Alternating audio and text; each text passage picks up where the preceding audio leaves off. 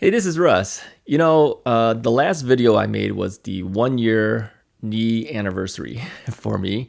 And in the comments, talking to some of the people who commented on the videos, I mentioned that maybe it would be a good idea for me to put together a knee replacement exercise video. So here this is.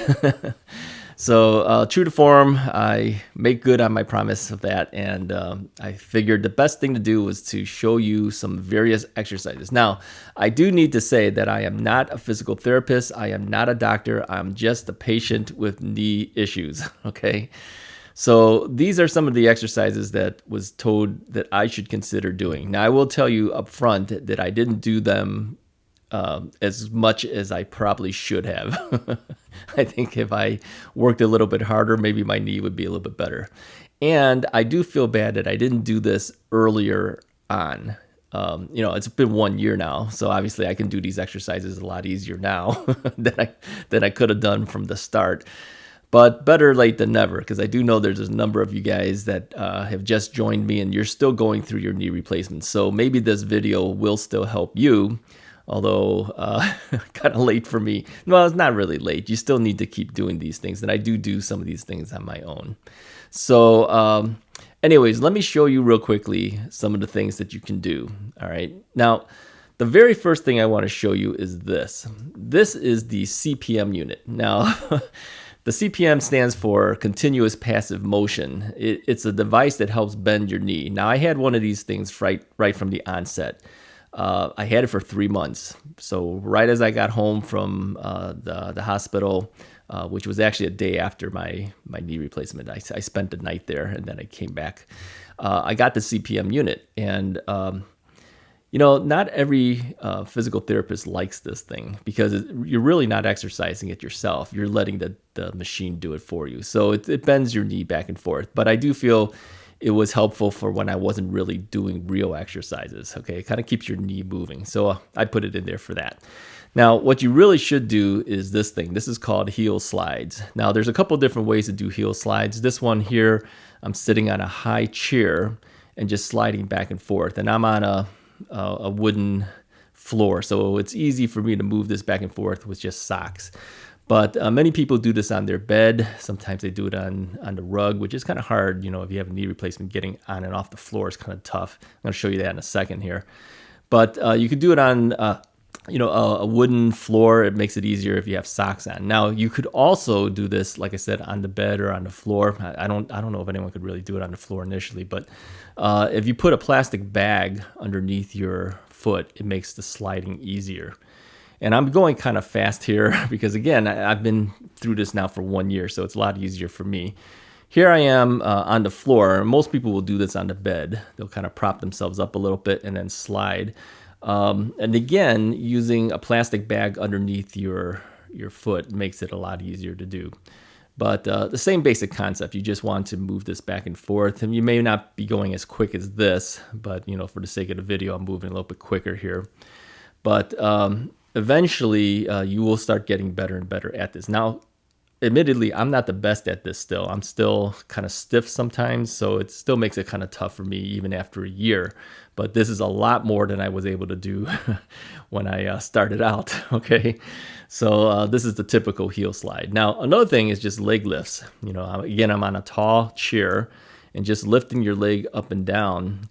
This is helpful to do. One other thing that I didn't show on this video, but I want to mention too, is sometimes I lay in my bed and just kind of grab my thigh underneath my thigh and then just lift my leg, and let it bend and let it hang by itself too. And the extra weight of that helps bend my knee as well. But another thing you could do too is just, kind of going up on your toes, again, using the chair to kind of balance myself. This helps stretch out those muscles in the back of your leg, okay, back of the calf. So that is very helpful. I did this a lot actually at physical therapy as well. They had a bar, kind of like the ballet bars. So yeah, I'd hold on to that thing and then I just do these heel lifts, okay. Very helpful, something you should consider doing all the time, actually. These are exercises you got to kind of keep doing. Now, here's one I did a lot. All right, just going on the stairs, putting my leg on the first step and leaning forward. Now, admittedly, I could not go even this deep in the beginning stages, but I think this is the one thing that helped me the most to get that flexion. Is just kind of leaning in. Now I have supports, going up the stairs. There's the handrails and things. So I have supports. I'm holding both.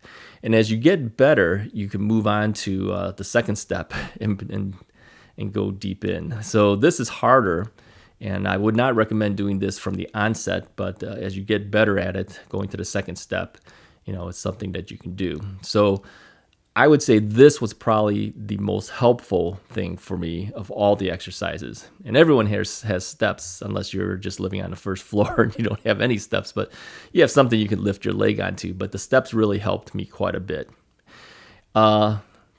Squats. Squats, very hard to do initially, but in time you do better. And again, I am holding onto these railings so I can't fall over or anything like that. And I can go deeper than this, but for the sake of the video, I just wanted to show you guys to do this is actually something that really will help in your flexion. I did this quite a bit too at physical therapy.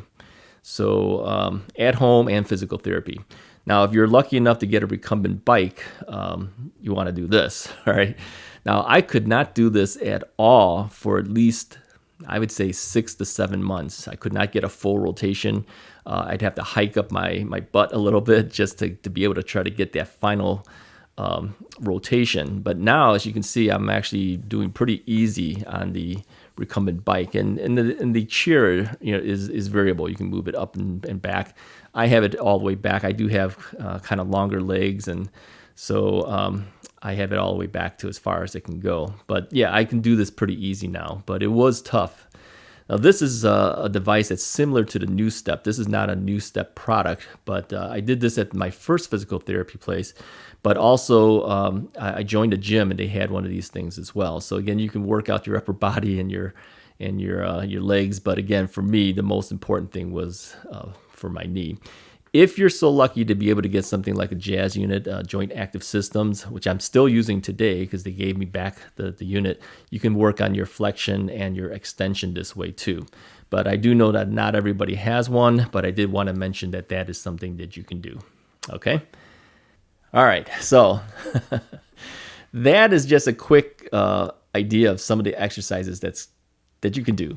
I've done these things myself. I still do many of these today. Admittedly, I'm not very good at doing my exercises. I should be doing more than I'm doing, actually. But life gets in the way, and quite frankly, you get a little bit lazy at it. But if you really want to get better, you got to keep working at it. Okay. I think somebody mentioned too that do we have to do these ongoing for life? Yeah. I think we have to, because I do know that there was a person that I know of. She was one of the hairdressers that was cutting my hair, and she has 2 knees, I think, to replaced, and I think it was like 8 years now. And she mentioned to me that she had not really done a whole lot of exercises. I mean, she stands on her legs all day long as a hairdresser, and she's too tired. She doesn't want to do it. But she did say that because of the fact that she does not do it much at all, she has reverted backwards. So she's not getting the amount of flexion and things that she knows that she used to be able to do. So she said to me that had she continued her exercises, she believes she would be much better. So take that as a word of warning, I guess, to me and also to you guys that, yeah, we need to keep doing these things. So even if you don't do a lot of it, you got to do some of it at least ongoing to keep that flexion the way you want it. This is one of the main reasons I asked Joint Active Systems for a secondary unit. They gave me my extension unit back again, and I asked them if they could send me a second unit for my flexion, because I know my flexions had reverted backwards since I stopped going to physical therapy because of the pandemic. And so they gave me a second unit to use, and I'm so lucky that they're not charging me a second time, although they did charge for the insurance the first time through, but they are helping me now. So just to let you know that I'm not paying for that and they are helping me with it. But once I got that second unit for deflection, my flexion is much better again. So I was only doing 104 degrees before I got the unit. I'm now measuring out to 115 plus. Okay, I think I can go more than 115. But the unit with my knee in there and essentially is pushing back on it, you can't get exactly what that unit's designed to do because it's pushing out, right? And it's a lot of pressure. So if I was able to be pushed even more, I know for a fact I can do more than 115. So I would not doubt, given added pushing, if somebody was actually pushing me, if I had another physical therapy sessions and stuff, I know I can do at least 120. So I'm pretty confident of that at this point. So anyways, keep up your exercises. Do some of these if you can. Check with your doctor and physical therapist before doing any of the exercises that I'm showing you here. But these are the things that I do and things that have helped me. So I hope it helps you too. Hey, if you like the video, hit that like button, hit the subscribe button, hit the little bell icon so you get notifications when the new videos come out. And I will talk to you guys next time.